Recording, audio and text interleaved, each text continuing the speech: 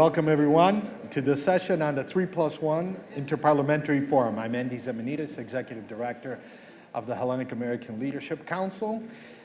We've been hearing a lot about the 3+1 over the last couple of days, and specifically the institutionalization of the 3+1. And frankly, we get to witness some of this institutionalization.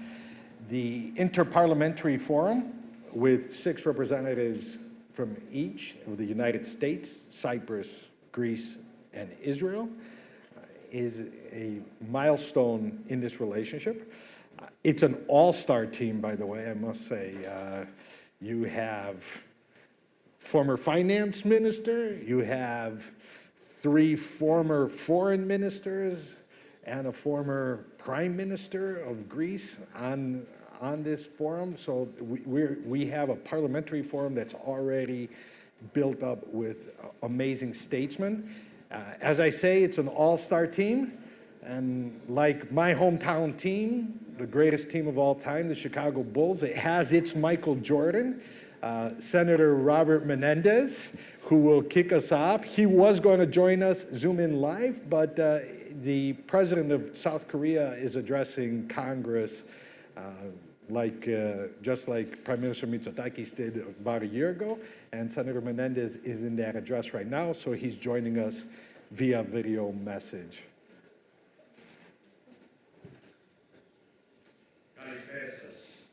This is Senator Paul Menendez, New Jersey Senior Senator and Chairman of the Senate Foreign Relations Committee. It's an honor to be included in the Delphi Economic Forum. Thank you for the chance to speak with you today on the topic of the 3+1 diplomatic format of Greece, Cyprus, Israel, and the United States. I'm pleased that we officially kicked off the Interparliamentary Group last week, which will help set a robust agenda to include energy security, maritime security, and economic growth. This discussion comes at a critical time. The Eastern Mediterranean faces many challenges in today's geopolitical landscape. Direct parliament-to-parliament coordination and cooperation will strengthen our country's ties. And the institutionalizing of this parliamentary framework to complement the intergovernmental group will allow it to grow and evolve over time, just as we've seen with the NATO alliance or the European Union. The 3+1 format has historically focused on energy issues, and I think that will continue to be a major focus of this partnership, given the threat of climate change and the need for energy security. As we have seen over the past year, dangerous leaders like Erdogan or Putin are willing to try to use energy as a weapon. The best defense against such aggression is having strong alliances with like-minded partners who are willing to stand up for their democratic neighbors. Greece, Cyprus, Israel, and the United States are nations that I believe are united by such shared interests and values. As countries move away from Russian energy sources, Europe will have to adapt, and the Eastern Mediterranean has already demonstrated its potential as part of the solution. I'm proud that I've been a leader in Congress on this issue. I've authored and passed the Eastern Mediterranean Security and Energy Partnership Act, which authorized a new energy center to help unlock the region's full energy potential. I've spoken to Secretary Granholm at the U.S. Department of Energy about concrete plans on moving forward with the Energy Center to better leverage our universities and the private sector. And I will continue to support key regional infrastructure projects like the Euro-Africa and Euro-Asia interconnectors to help better connect the Eastern Mediterranean with the Western Balkans, Central Europe, Moldova, and Ukraine. I've also been working on legislation to help support energy security and independence from Russia. We need to make sure we are using U.S. tools to support projects coming out of the Eastern Mediterranean, capitalizing on the region's solar potential to help move energy from Southern Europe northward.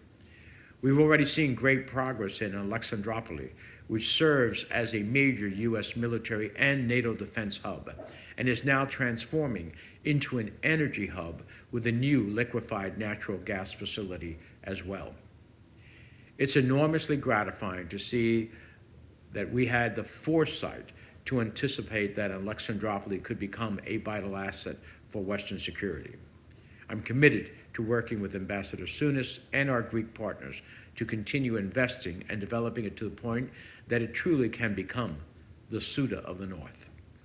All these efforts will pay security dividends by making the region less dependent on fossil fuels from Russia and other autocracies.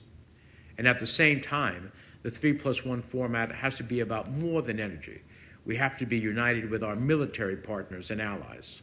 Our collective capabilities with Greece, Cyprus, and Israel will be vital in deterring future aggression in the Eastern Mediterranean. I'm pleased that we're starting to see some of the changes come into effect, including the lifting of restrictions of sales of weapons to Cyprus. And as you've all probably seen, Greece is poised to be the next recipient of a fleet of F-35s. This forum will be a strong voice that communicates joint messages about the importance of territorial integrity, particularly in maritime economic zones. I know some of the members of the group want to be thinking about cybersecurity and port security as well. It's my hope that we can also use this forum to promote new and clean technologies that will benefit all our countries for generations to come. The Eastern Mediterranean is a region full of incredible promise. That's why I think this gathering forum is so important. It's why the 3+1 format is so important. And it's why, in the long term, institutionalizing our alliances is so important as well. So let's keep building on the successes we've already made together. And let's celebrate our efforts to bring greater security and prosperity to the Eastern Mediterranean. The best of luck to all of you at the forum. Efaristo.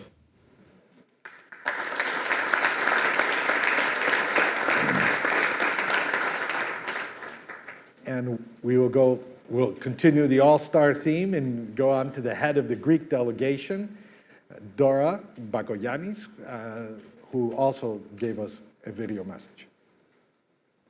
Dear friends, I'm sorry that I could not attend this wonderful Delphi forum in person this year. Unfortunately, whoever has ever taken part in elections knows how crucial it is to be in Crete during the pre-election campaign. So it's a pleasure to address a message to you and to my esteemed colleagues. I want to thank Mr. Endy Zemenides for this coordination and support, as well as Mr. Georgiades, my Cyprus colleague, for his presence and of course for his close cooperation.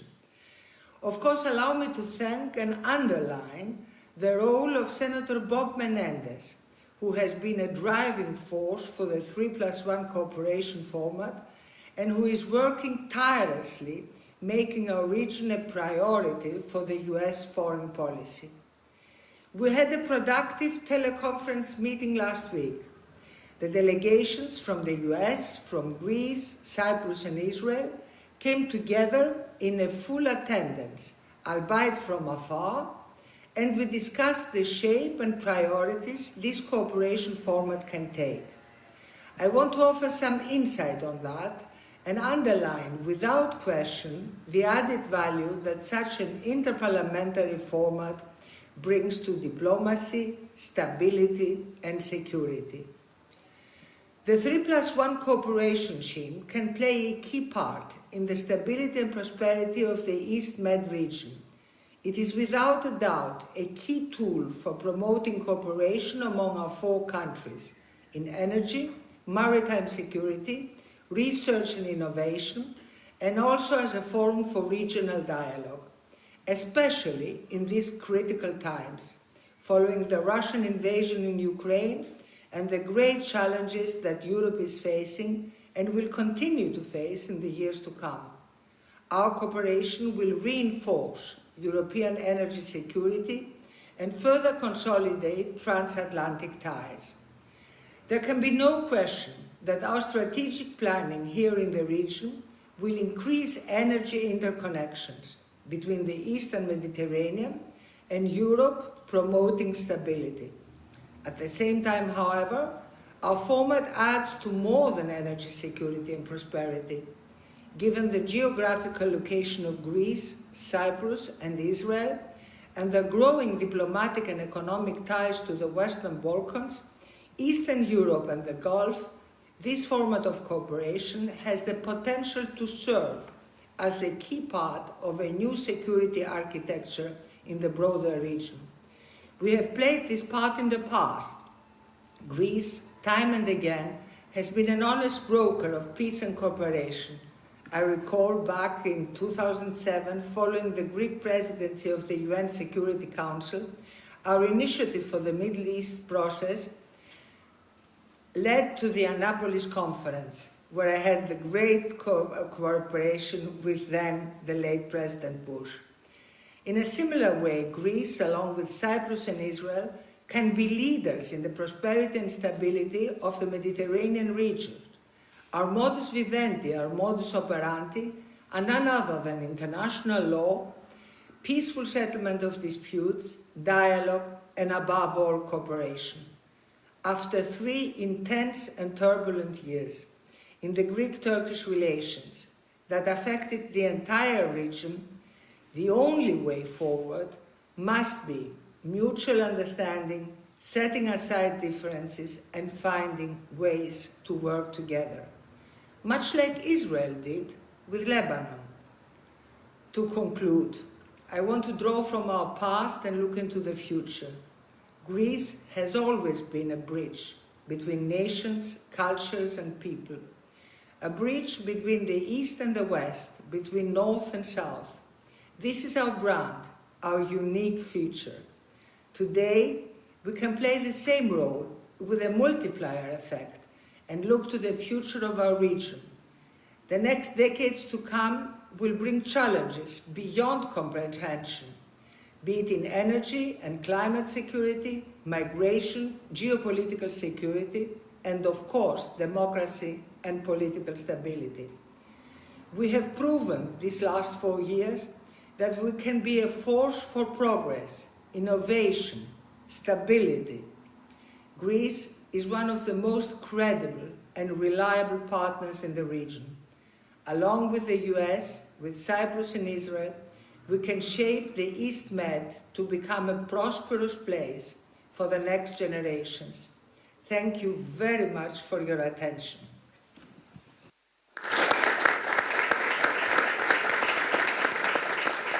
So I want to start with Mr. Georgiades because we see a lot of celebration. There's almost a celebratory atmosphere in terms of 3+1. As the ambassador noted earlier today, maybe the best relations we've ever lived through.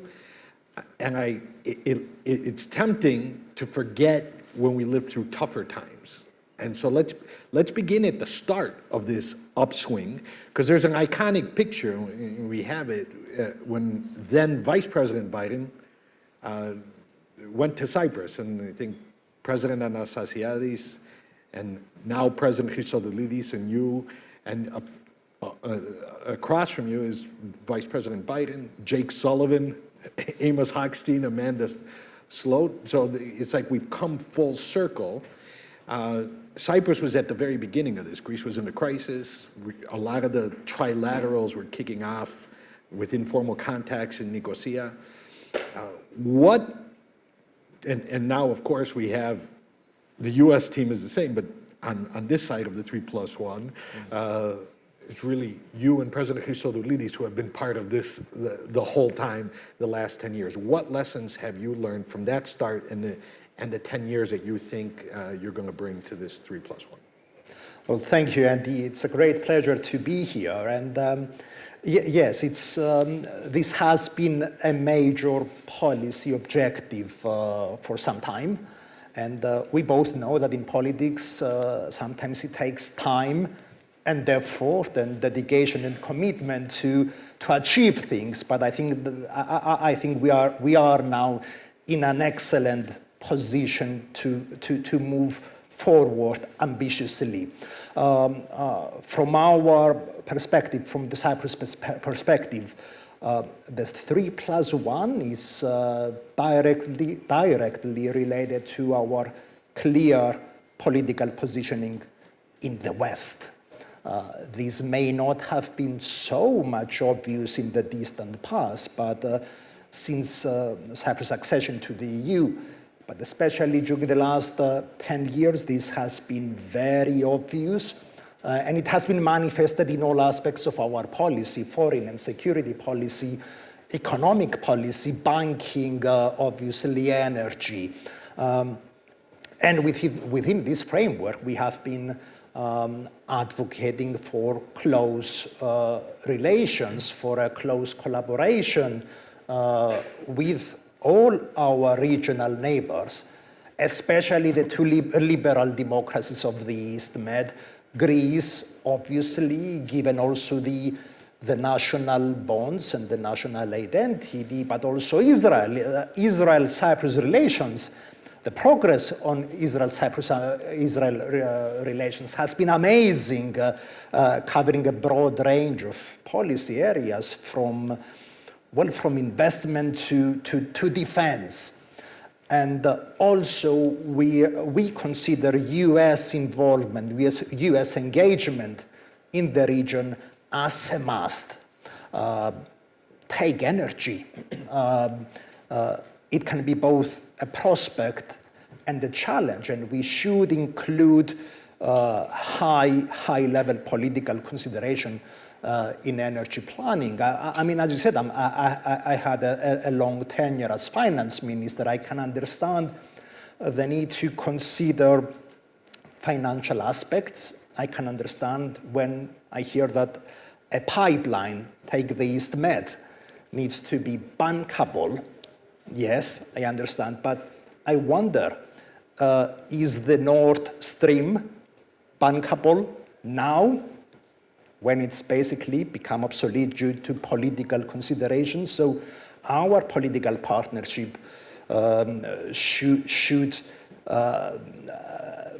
emphasize the need to collaborate on energy and all the other aspects of this relationship.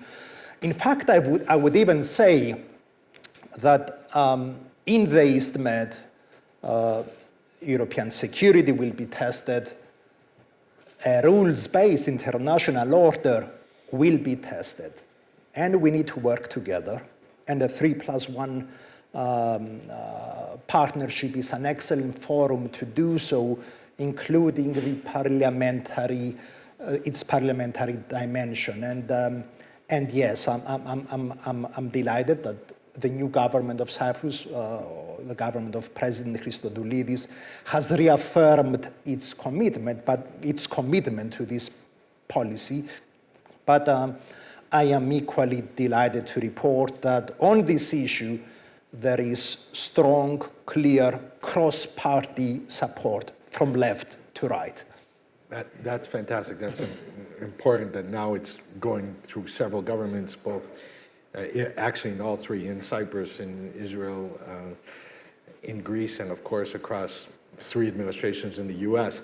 Ambassador, you gave us a take this morning on the regional importance of Greece and the East Med. So I wanna go a little bit to a processing, a little insider baseball, because here in Greece especially, it feels like Congress was discovered only in the last 4 years. And unlike the typical ambassador, you actually have experience both in the legislative branch. You started your career as a Senate staffer.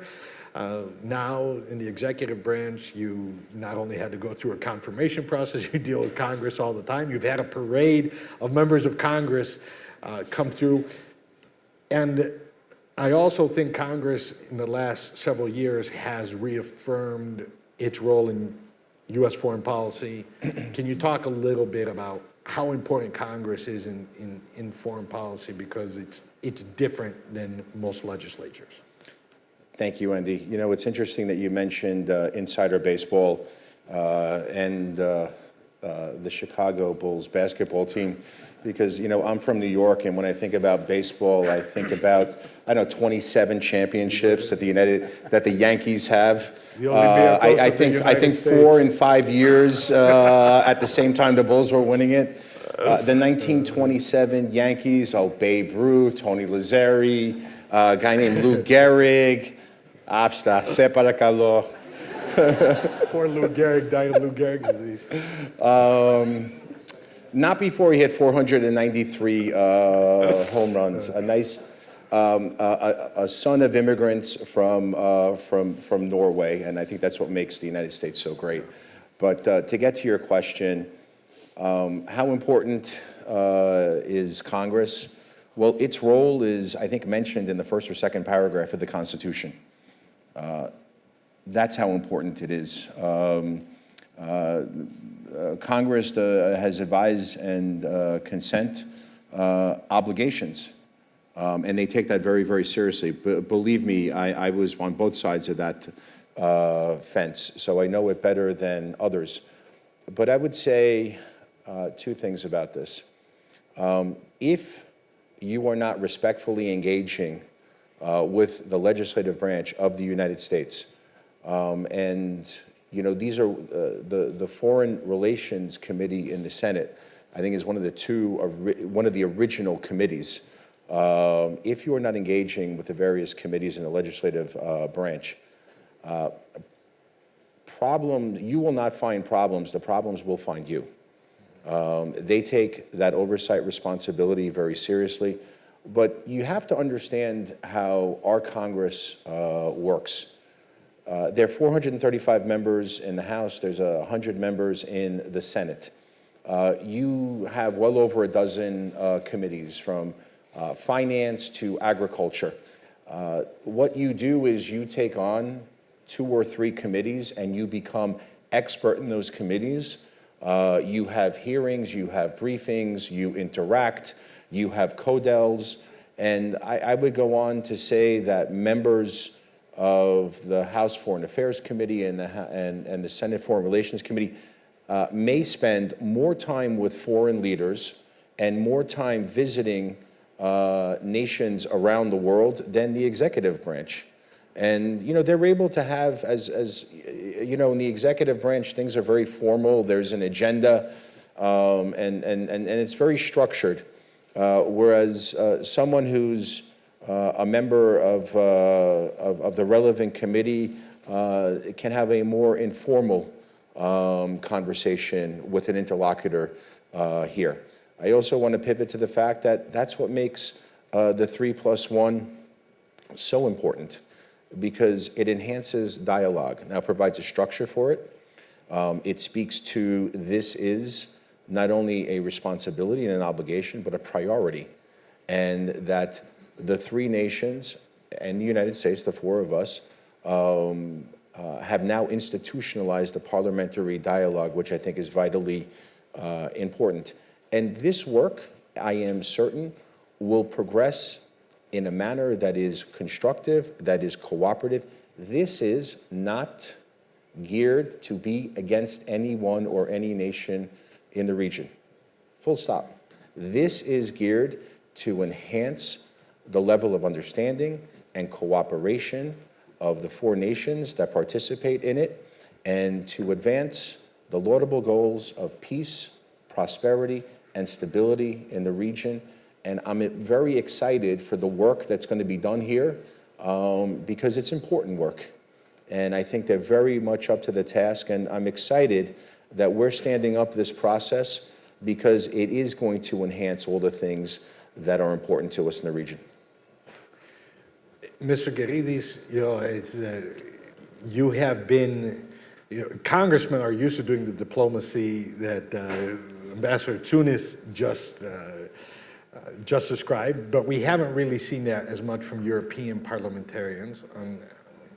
Until your last year, I have to say this because it doesn't get necessarily as much play as a minister, but I've seen you come to DC multiple times, speak at think tanks, speak at the Delphi Forum in DC, meet with APAC delegations here, AJC delegations, the Philos Project delegations. You're doing kind of a greater East Med, you're the head of the Friends of Israel caucus, you're on the 3+1 caucus, I think you're doing the Abraham Accords caucus, and you have expertise in the Balkans.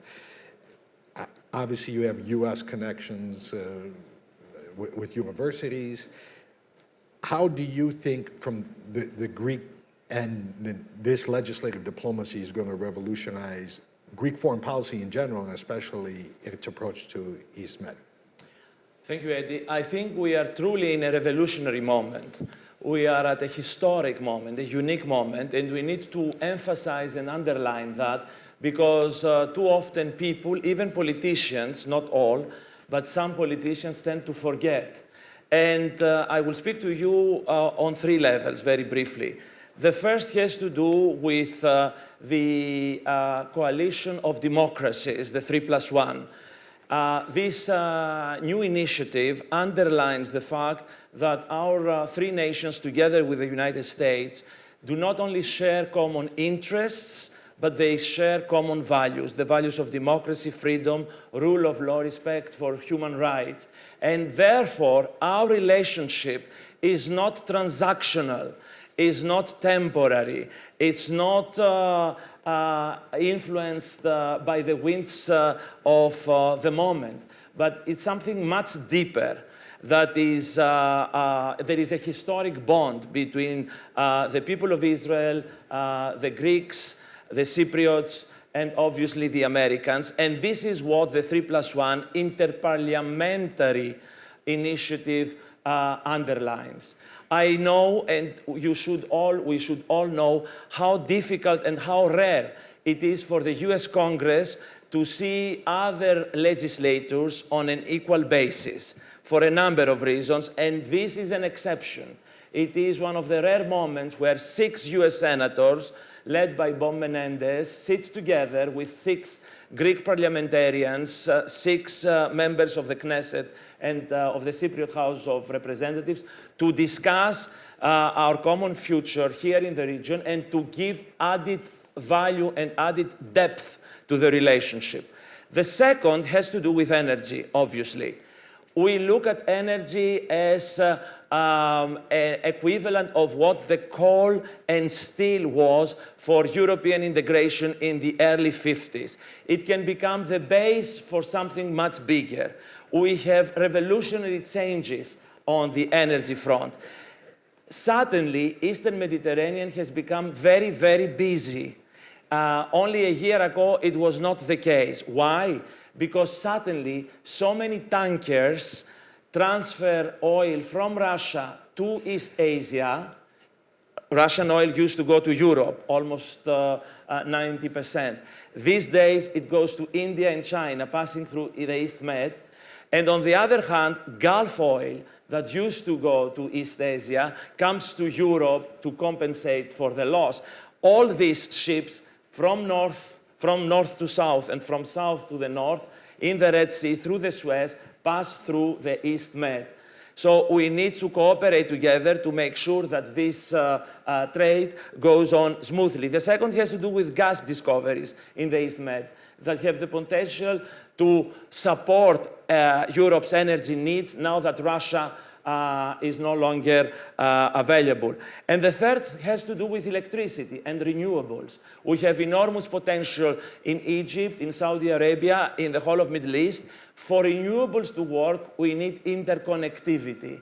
We need to upgrade our grids and to make the grids available between that part of the world and Europe through the East Med, through Cyprus, Greece, and the rest of Europe. So for these three main reasons, for example, suddenly the East Med is becoming the stepping stone, the link between Europe and the Gulf. And we have the Abraham Accords, which is one stone in the puzzle, one piece in the puzzle. I just concluded a Zoom meeting together with Harris on the Abraham Accords with other US senators, and obviously the East Med Gas Forum that will become Energy Forum with a vision of becoming an economic forum, something much bigger, building on from the small to the bigger. And finally, my third point has to do with security. Obviously, we speak about the wider meaning of security, energy security and environmental security, but we cannot forget the hardcore of security, the small meaning of security that we teach to our students in the university, international relations, hardcore security. And in that sense, our collaboration with Israel, with Cyprus, and obviously with the United States is a cooperation for the stability, for the peace in this very volatile, very crucial era, against all threats and revisionism and risks for instability. So I see that this is a historic moment that our leaders are taking full grasp of, thanks to there is a very favorable realignment of stars, thanks to many people, including Senator Menendez, obviously, our great leader Dora Bakoyannis in Greek Parliament, obviously with Kyriakos Mitsotakis at the helm, our Cypriot friend, you, Endy, who you are doing a great job. I can say to that, and I have seen you in Washington, and I have seen you here in Greece, together with Greek diplomats such as Alexandra, our friend, Alexandra Papadopoulou in the US, in the Greek embassy in Washington, and obviously our dearest of dear friends, Ambassador Tsunis, who has revitalized the US mission in Athens and has given further impetus to our efforts. So we have the right people in the right place at the right time to proceed further in this very challenging, demanding, difficult, but full of opportunity as well times. Thank you. Thank you. Mr. Georgiades, it was a good transition point, this Abraham Accords reference and the rest. A lot of people talk about the East Med. When we started talking about the East Med, they were talking only about the states that touch the sea. Now there's kind of even CSIS did a report, an American think tank, that taking a map of the East Med, extending from the Black Sea all the way to the Persian Gulf, this really, the epicenter becomes Greece and Cyprus in such a map. How do you see that world? Cyprus has long-standing relations with the Arab world, has cultural relations and economic relations with the Balkan nations, especially those that are in the EU. So how do you see that greater East Med, and what's Cyprus ready to do? Yes, the epicenter, and we are actually at Delphi, so... The Amphalos. Yes, it has always been, it seems. No, you're right, and I'm actually very much in favor of broadening this network of collaboration, and the Abraham's Accord interparliamentary dialogue, which Dimitris and I just participated online. By the way, we do so much good work with Dimitris, and because I actually want to continue working with you, Dimitris, I would actually suggest that you, like Dora, you head back to your electoral constituency immediately after we finish. I made a break. Yes, I mean, even the Abraham's Accord network highlights the significance of regional collaboration. We discussed energy security. We highlighted the role of the Eastern Mediterranean, highlighting both the challenges and the opportunities. So I would envision this broadening to include maybe the Abraham's partners. I would also highlight what Ambassador Tsunis mentioned, that the 3+1 format is not aimed against anyone, and it does not exclude anyone. And I would say that this also applies to Turkey. There is no other country that would stand to benefit more than Cyprus. If Turkey decided to join this regional network of peace and collaboration, if essentially it began to act as a real democracy and as a country which would conduct its relations with its neighbors on the basis of international law and international norms. Regrettably, this has not been the case. Cyprus has actually invited Turkey to participate in the East Med Gas Forum with only one very basic, self-evident condition that it would abide with the same rules that every other member in this forum is committed to. It declined to do so. So to cut the long story short, yes, I'm in favor of broadening this network to include anyone who is ready and willing to act as a partner. That's great. Okay, you got the most time because they had US partners and Greek partners who got a video message, but I want to do a quick lightning round. One phrase or sentence that for you encapsulates the possibilities of this 3+1 partnership and specifically the legislative forum. You know, we live in a world where walls are necessary, but this is a world where we have to turn to bridges. And, you know, before there was the Abraham Accords, Greece acted as a bridge. If you look at the military exercises that Greece has historically undertaken and the partners that it brought in over many, many years, you know, this was a bridge. This construct, too, I'm very hopeful and confident that could also be a bridge of understanding, a bridge of dialogue, because we need to manage relationships that have irritants in it and manage them towards peace. We need to all bring down rhetoric. We need to grasp a tremendous amount of maturity and do the serious work of diplomacy and dialogue to manage relationships towards peace, because our children and everyone's children deserves no less. So let's keep an eye on the important work. I quote Alexander Pope that said that do the work well because that's where the honor lies. The honor lies in everyone working towards and supporting this construct and doing the work that's going to be necessary to provide peace, prosperity, and stability to the region. Mr. Kairidis, same question to you. Word or phrase that captures for you the possibilities? The possibilities.